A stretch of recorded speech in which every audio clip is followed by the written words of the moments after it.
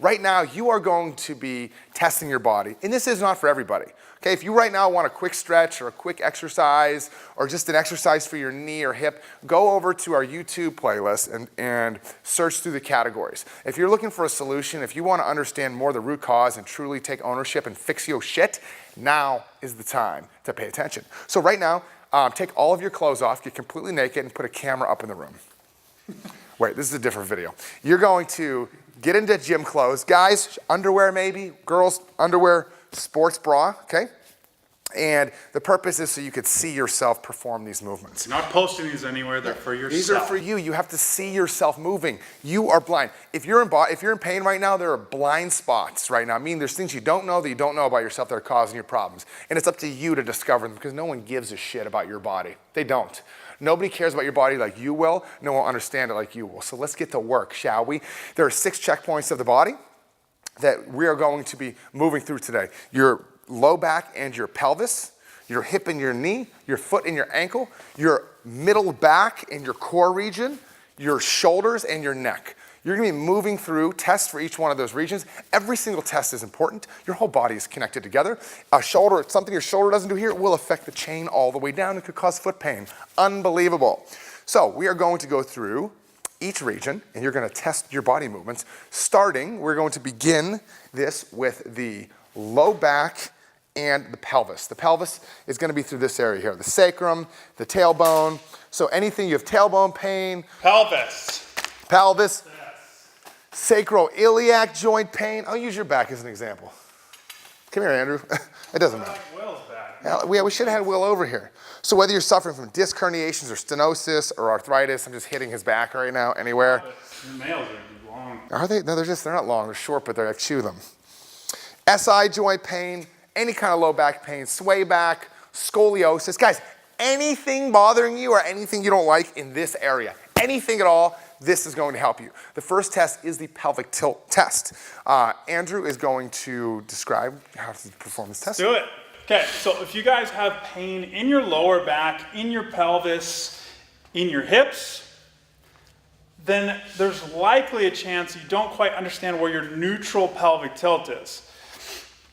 On neutral pelvis, there's a slight amount of curve in the lower back. It's normal to have curvature in the lower back. The curvature that we make fun of in our videos all the time looks like this. That's called excessive anterior tilt or lordosis or sway back. The other one is excessive posterior tilt, flattening of the lower back. I can't even do it, guys. But there's people that come in, their butt's gone. Maybe it looks like the butt is flat in line with the back. This thing is just gone. That's usually excessive posterior tilt. You guys want to find the in-between of those. You don't want to be too arched or too rounded. So what you're going to do, put your hands on your pelvis, and you're going to tilt the pelvis back and forth, nice neurotically like this. The midnight move. The midnight move. Now, a lot of times people tend to bend their knees. They'll do this with their knees bent, or they'll use their upper body and shoulders. And they got their whole body going through this. We've done a lot of seminars. We've seen a lot of people post videos of them see what you're trying doing. to do this. You're you guys like, are doing this. Yeah, I got this. I can do pelvic tilts. No. Learn to prevent the upper body from moving. This doesn't move at all. And the knees stay straight. Now what you're going to do is only twist the pelvis. Imagine you've got a rod going from this hip through the body and coming out the other hip, and you're twisting your pelvis around that rod. Slowly. How far can you go? Is it painful? If this hurts you at all, then you are failing the test. You guys, most of you are at anterior tilt. That's that forward tuck position. What this does, and you're not just in this position, this is how you live. You lift like this, you bend like this, you sleep like this, you walk like this, and you're frozen in that position. And what it's doing is it compresses all the joints in the backs. Anything joints, sacroiliac joint pain, arthritis in the low back. This can actually be a position that bothers a herniated disc cause sciatica. It causes, this position especially can cause hip impingement, cam lesions, problems in the hip right here. Anything joint related, you're in this position. The other direction, posterior tilt like this, you're compressing discs in your back. Where is my disc model? You are compressing discs in the back. Compressing discs, right? You're flexing, you're compressing all of the discs, and over the course of time of you being like this, and when you're like this, you're bending incorrectly. You're crunching the disc over and over, thousands of reps, years and years and years. And over time, this disc is just wearing down. I should have had these models prepared. But maybe, hopefully, this is more entertaining this way than I'm just running throughout and continuing to talk about, right? Your disc, from you standing in posterior tilt, the disc starts here as good, and it just decreases, and it crunches and does this, and then it puts pressure, it bulges the disc like this, puts pressure on the nerve, goes down the leg sciatica. Guys, it's freaking cause and effect. It's really easy, okay?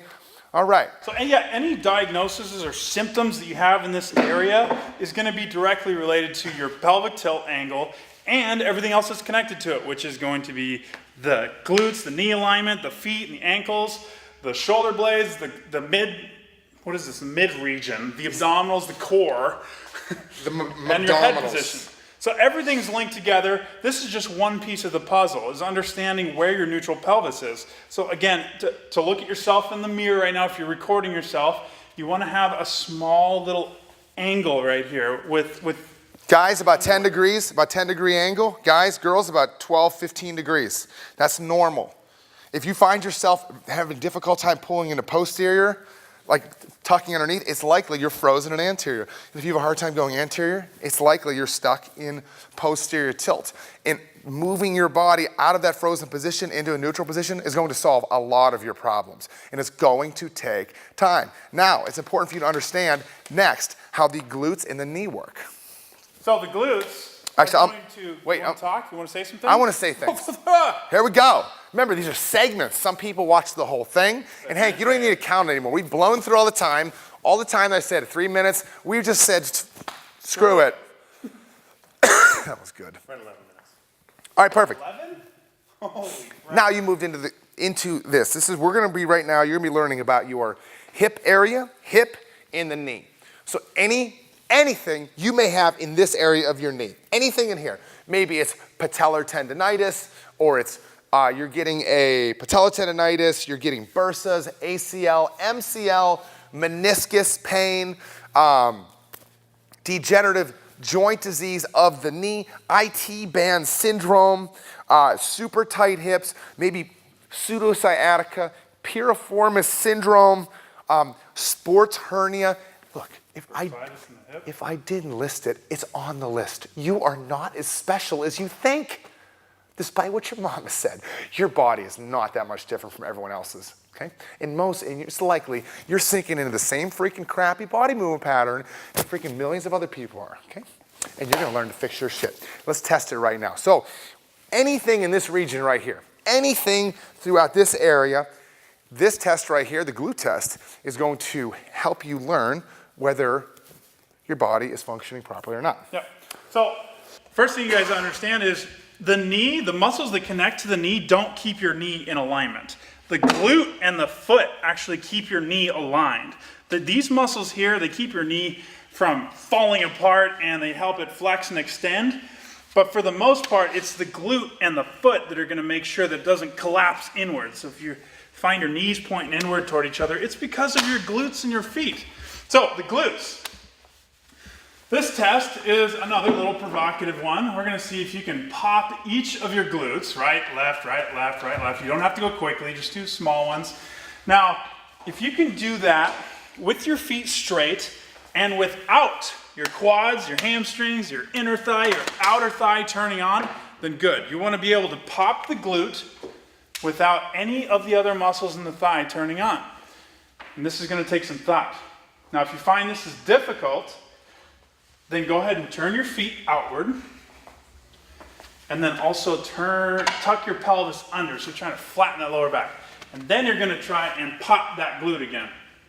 And have someone feel your thighs or feel your own thigh. Are you able to squeeze this glute without turning on the thigh? They're making excuses why they can't do it right now. Or they're saying, yeah, I can do it. I can do it. I think I'm great. They're also saying, well, my weight, my foot does this. They're trying to get out of doing it.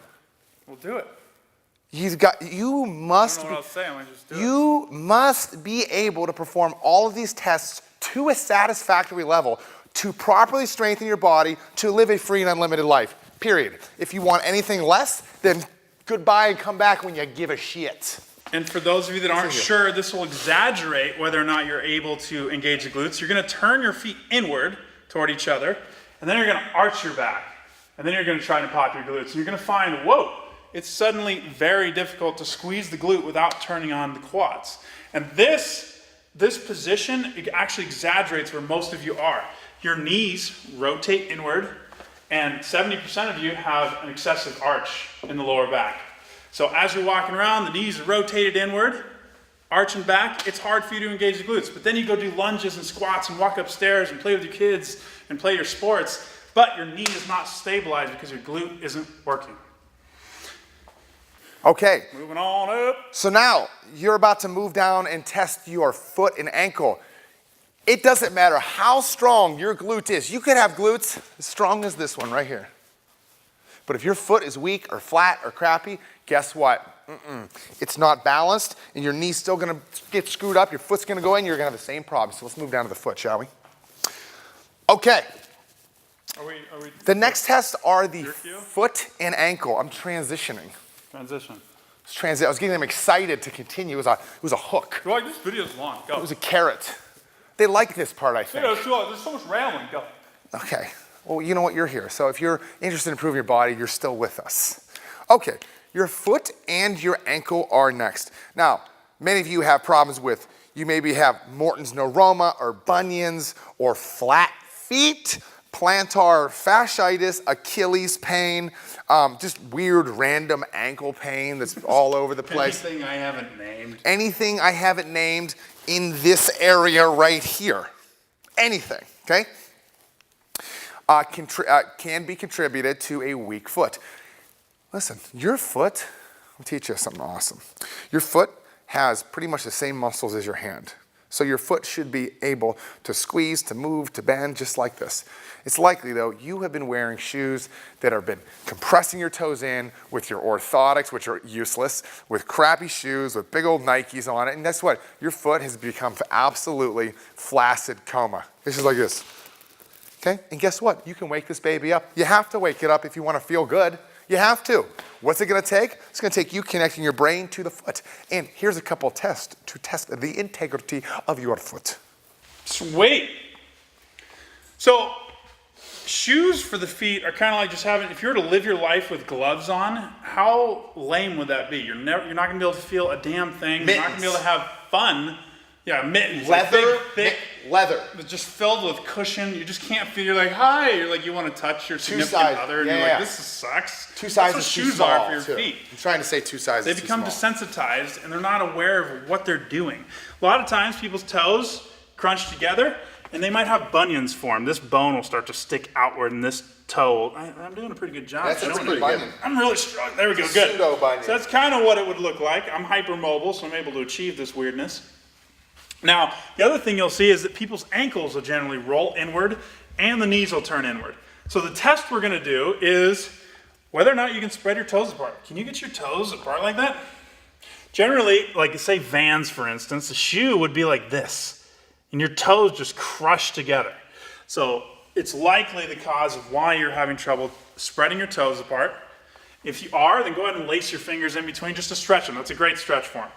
I'm not going to show that. Can you guys understand, though, your big toe is your kickstand. And the further your kickstand is pointed this way, the more this thing, just the bike, your foot just falls over. So being able to splay your toes out as far as possible right here, what it does, it gives stability and strength to your foot, which supports your knee, which supports your hip, which supports your back, which supports your life. Now the next thing, go ahead and watch what happens. When I grip the floor with my foot, there's muscles under here that lift my arch. They are my arch support. I have muscles here that support the arch. I don't need to buy orthotics. Now, as you strengthen them, you can improve the arch of your foot. Look what happens to my ankle and my knee as I grip the floor. They rotate outward. Now that is how you're going to keep your knee in alignment. The foot grips, rotates the knee outward, the glute stabilizes the knee, keeps it there, and then you can do all your movements with the knee in alignment, protecting it. Now, the test is going to be, can you spread your toes apart? Keeping your toes down on the ground, can you roll your ankles in and out without any of the toes coming up off of the ground? And a lot of times people might look like this. This is what we see at our workshops. Or they just roll on the outside of the foot. Or they roll the outside of the foot. But if they roll the outside of the foot, their toes usually come up. So making sure that you keep those toes down on the ground, rolling back and forth as much as you can. This is a great way to warm up the ankle for squatting, for lunging, for running, is just to get some motion in the ankle joint. The next thing is spreading those toes apart. Can you pull this bone and this bone toward the heel, using the muscles in the bottom of the arch to grip and pull the forefoot back toward the heel? That's stabilizing everything. Stabilizing. So your foot now, you understand how your pelvic tilt. Now, if you've watched the entire video, you must have a neutral pelvic tilt to turn your glutes on, to pull your posture back. The neutral pelvic tilt keeps when the glutes are turned on, which keeps the knee stable, which allows your foot to stay stable. A strong foot, hip, support the knee with a neutral pelvic tilt, keeps the stability. If you got one kink in that chain, one thing that isn't working properly, it's gonna cause a domino effect. It can. A lot of people, their feet collapse in. Just so many people have weak feet, dude. And that carries right up the chain. Watch what happens. Well, this foot collapses in, knee goes in, the glute turns off, the pelvis falls, the ribs pop out, you roll forward, your head falls. You know what they say? Everything's linked up. They say, I have flat feet. It's mine. These are my flat feet. Mine. My flat feet. Listen, speak with words. Choose words that move you towards the place you want to go in your life. Do you like your flat feet? Then speak about your feet in a positive way. My feet are currently flat, but I'm excited, but I'm improving the strength in my foot. I'm developing the arch in my foot so I can do X, Y, and Z. Choose those words instead of holding on to your shitty diagnoses or excuses, whatever you want to call them, okay? We've had all the diagnoses, by the way. Okay, so now what we completed was, we moved pretty much from the pelvis here in the low back down to the ground. Now let's go from here up top. Andrew and I debate about the name of this area, but regardless, it doesn't matter. But the point is right now your ribs and your middle back right here, it's very likely that you've got rib boobs, that your core is completely disconnected. It doesn't matter how many crunches you do or how they look in the mirror. It really doesn't. It matters if you're able to maintain a braced core throughout your day, when you deadlift, when you move your body. So this test is what test are we doing right now? It's more about, are you able to, a lot of people will have these rib boobs. Maybe you're doing some overhead press or you're reaching overhead and your ribs will flare outward. When that happens, the core is disconnected, the spine is kind of relaxed and it's moving without protection really. The body should be able to move that way, but if you're lifting heavy weight overhead, you don't want it to just move all loosey-goosey. Right, and the symptoms, let's talk about symptoms real quick about this. Sure. With these rib boobs that pop up like this, symptoms can include everything from pelvic floor pain in women to, oh my goodness, low back pain. Low back pain, posture, how you're shifted through here, ribs popping out of place. That means rib pain is like sharp pain that might shoot around. And what goes with this the most is people who sit a lot. The more curvature you have through your upper back, the more likely your ribs are going to pop out. Because the curvature in the mid-back doesn't correct itself quickly overnight. The best way to fix it is to just let your ribs flare out and arch your back. Because your body's going to stay upright. You're going to pop it up like here. So as your head's upright, you sacrifice everything from here down. So the test for this, I'll do a little breathing test as well. The big test is to set up that camera, side view, pull those ribs down till everything's kind of in alignment. If you're a heavier person, then work on just pulling the ribs down, and you'll find yourself, if you are like me, who sits at a desk all the time, you'll find yourself, because of the amount of time you've been sitting at a desk, at a computer, in school, it'll reveal the roundedness in your mid-back as you pull those ribs down into the core. You should feel the abdominals engage a little bit.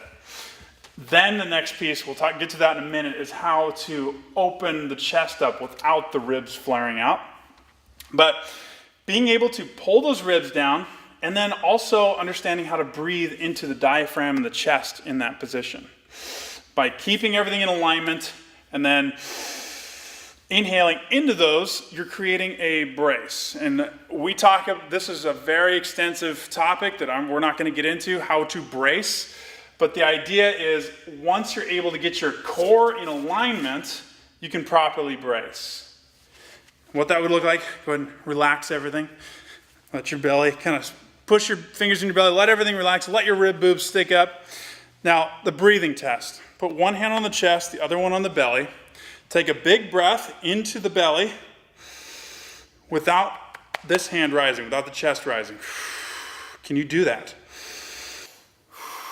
You better be recording yourself because you know what you're doing right now? You're like, yeah, I got this. No, your hand is moving. We see it. We've worked with thousands of people. And then the reverse. Record yourself.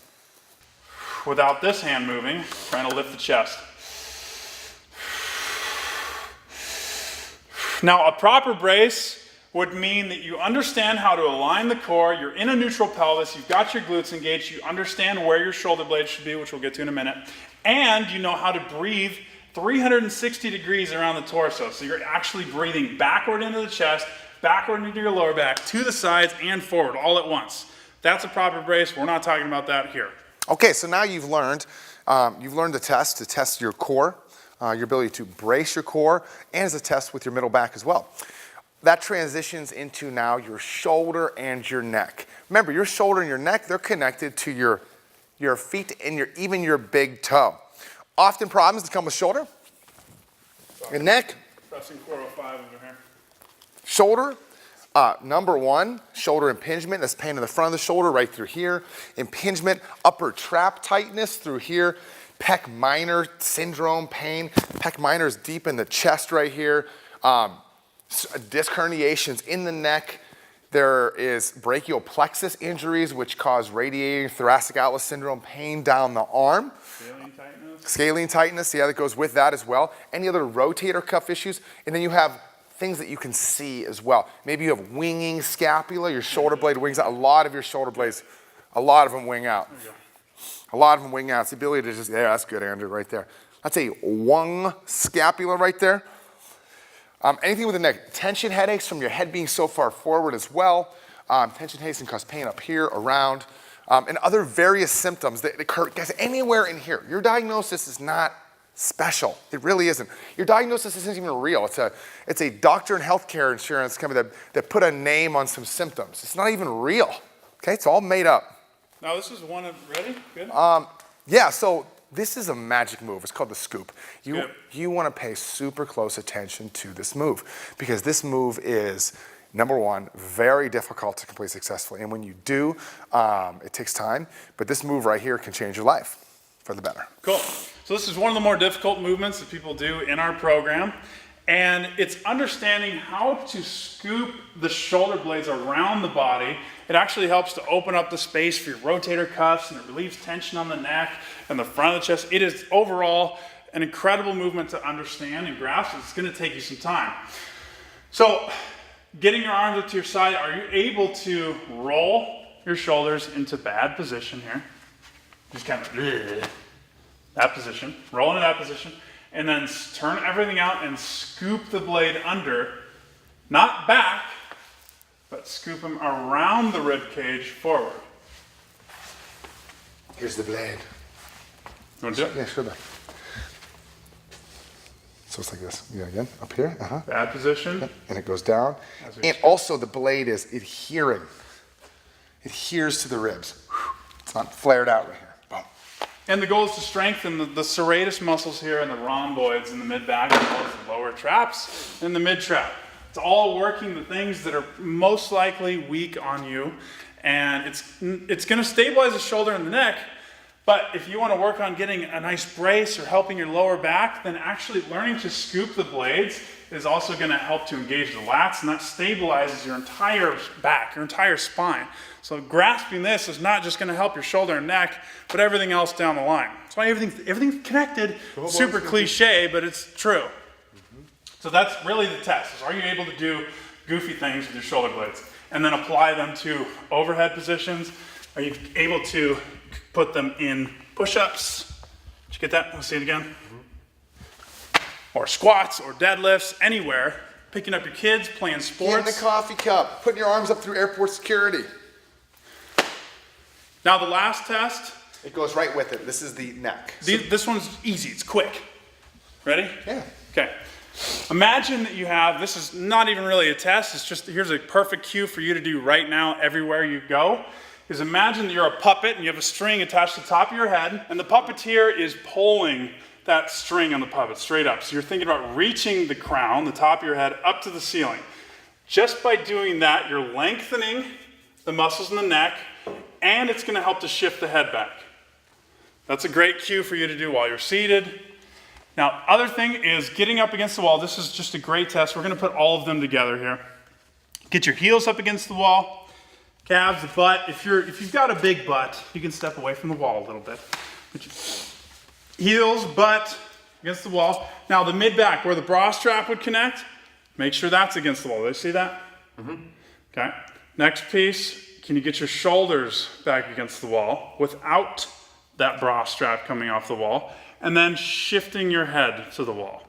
Are you able to get all of those positions in alignment with the wall? And if you're finding this to be very difficult, which it is, even if you have good positioning, it's gonna be tough to do. If you find that very hard, you might even look like this. You've been sitting at a desk for years, and you're like, all right, I'm gonna get my head against the wall. Well, now your ribs are off the wall. You put these down, your head's falling forward, you're like, perfect, I did it. Did it, it's all touching. Good. That doesn't count. So for those of you that watched the entire video, we've gone over the different checkpoints for every... Committed, first of all. You're committed. Yeah, well, the ones that succeed are committed. So you've completed all the checkpoints. You maybe have found some imbalances in your body. You may have found some areas that you're like, man, why doesn't my body do that?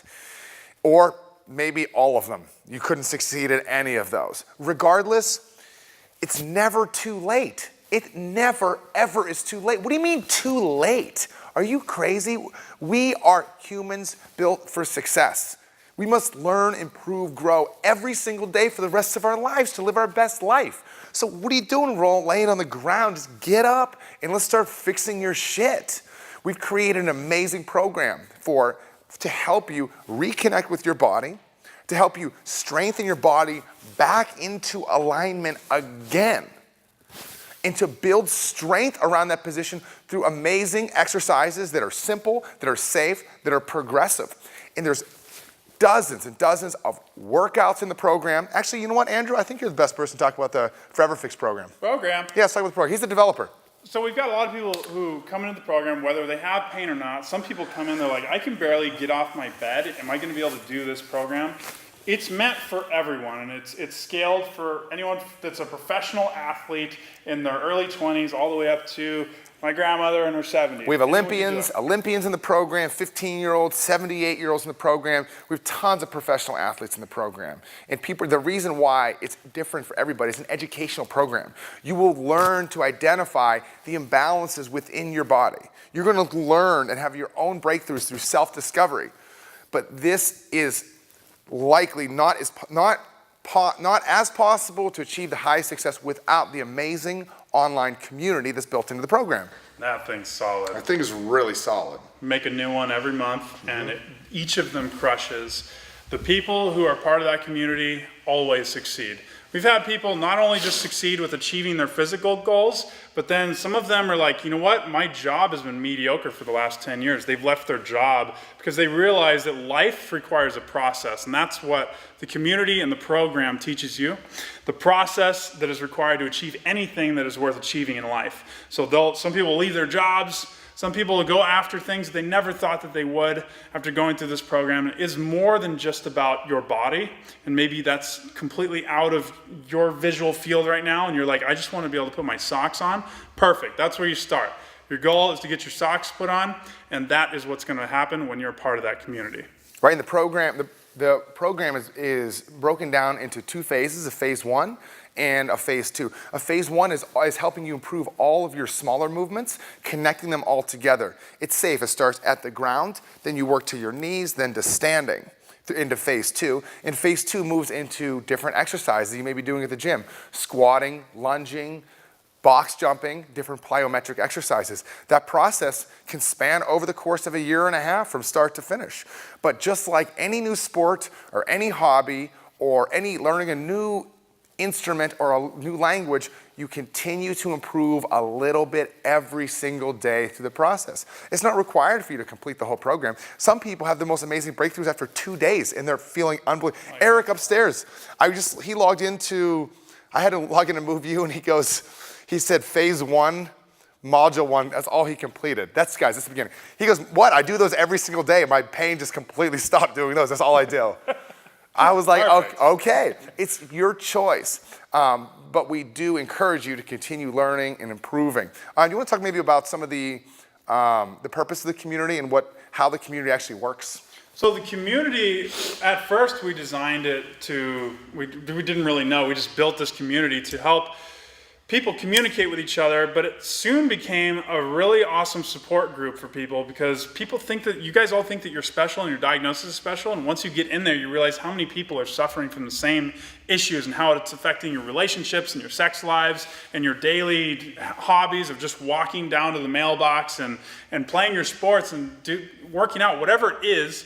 That community is there to support you through it because there's a 100% chance that you'll have a setback, and that's how life works. You're gonna have setbacks in finances, you're gonna have setbacks in your business, say things.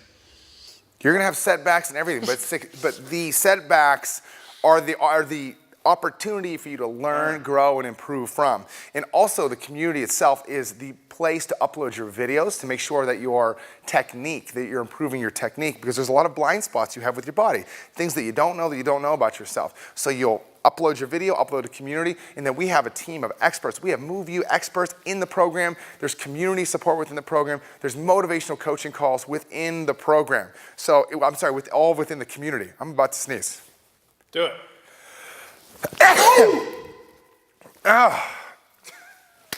All right. I wonder how many other companies would be like, we have to redo the entire video now. This one take, son. That's it. We're like, our team's like, guys, you need to get this done in 20 minutes. We're like, let's do it in 40. Hank, if you have time to edit out that sneeze, if not, no big deal, no problem. I'm not editing that out. Okay, perfect. So, the only way that you truly are going to know, no one can ever tell you with guarantee that something's going to work. Understand that the reason why you have not found success it's likely because you've tried to do it all by yourself. You've tried to either rep your pain away with exercises. You can't rep pain away. You've tried to assemble body movement with your own knowledge and exercises by adding this exercise and this. But you don't understand body movement. If you're likely in pain, and if you understood how to move your body properly, you wouldn't have that problem right now to begin with. So we've laid out an entire plan for you, step by step. There's about 170 sequential exercises like bumper bowling. You're going to make it. Each one has a description. You're going to understand why, and you're going to move up the ladder and improve every single step of the way. But you'll never know for certain. You're not going to get guarantees on anything in life. The only way to know is to do. You must take action and complete. You learn from the process. So if you're sitting around waiting for answers, you're going to waste your whole fucking life away. You are. So take action. Enroll in the program. Get in. Fix your shit. Guys, there's guarantees in the program. We guarantee it'll be successful for you. So there's absolutely no risk. You're not climbing a mountain. It's like taking a step up onto a curb. Once you get started, you'll see how easy the program is to begin and how excited you are to improve every single day until you die. Love it, guys. Thanks for watching. Dude, what is bumper bowling? What? I don't know if you should use that ever. Really? Do you know what bumper bowling is? Yeah, when you put the rails up down the side. But I didn't know that was like a game. You go up levels with bumper bowling. No, you just always get a strike. You never got a bowl. You don't always get a strike. I've done bumper bowling with bumpers. It's probably not a good example because it's not really a good learning lesson. How many people don't even have bowling alleys? I think that's a basic. I think it's a basic entertainment level. Like Indians, they have bowling alleys. I don't know what they've got. I don't know. Maybe some people stones with bottles. That's what I used to do growing up. Damn. Yeah. Stones and bottles. I never did that. I lied. Just little kids, it's just beer bottles. That explains a lot. Well, thanks for watching, guys. Fade away, Hank.